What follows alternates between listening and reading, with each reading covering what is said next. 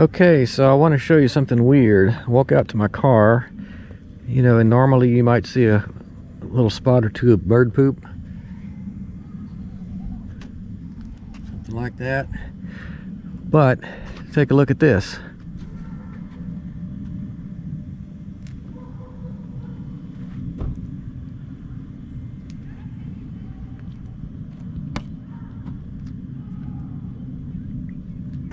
So it looks like a flock of birds came over my car and had massive amounts of diarrhea.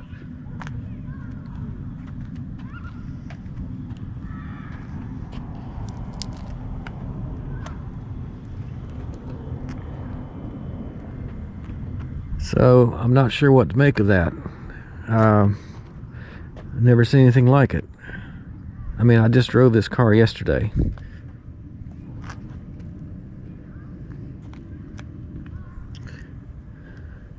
Anybody has any ideas of what might have gone on?